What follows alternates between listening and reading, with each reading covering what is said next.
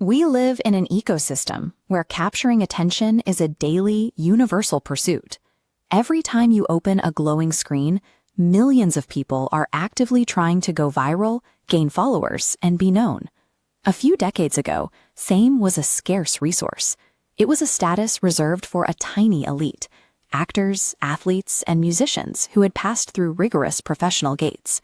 The smartphone and digital distribution networks bypassed those gatekeepers.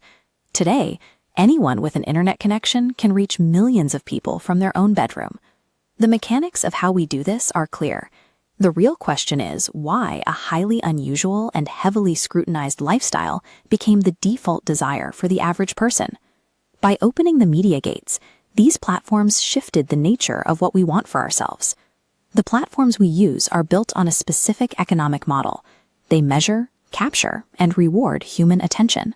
When you gather views, algorithms provide visibility and often direct financial payouts.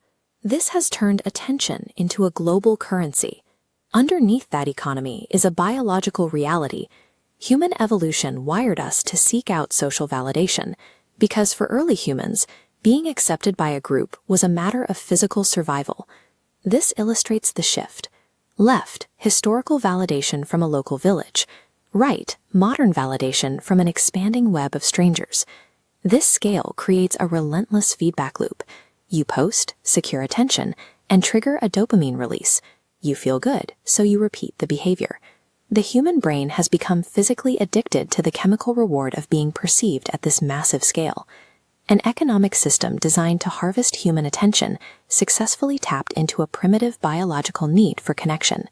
Constant exposure to everyday creators and influencers changes how we view our own lives. Because we see ordinary people succeed around the clock, achieving massive reach stops looking like a rare event.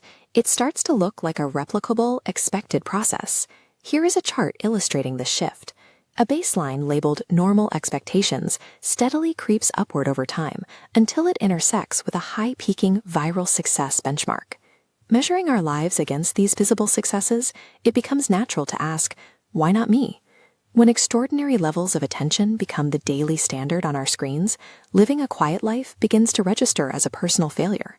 A large portion of human identity has migrated away from physical interactions and into public digital spaces. The pursuit of a massive following is often a defense mechanism. It stems from a need for acknowledgement and fear of disappearing in a crowded digital world.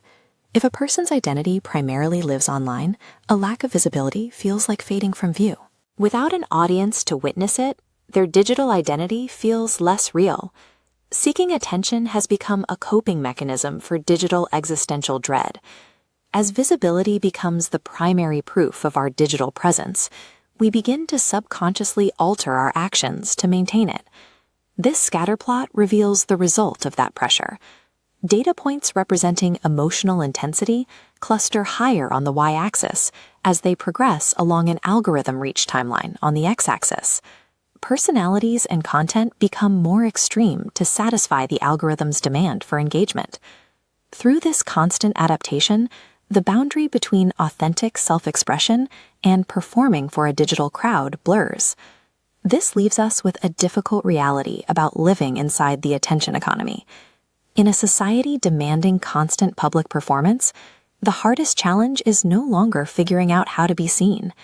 It is knowing who you are when the screen finally goes dark and there is no audience left.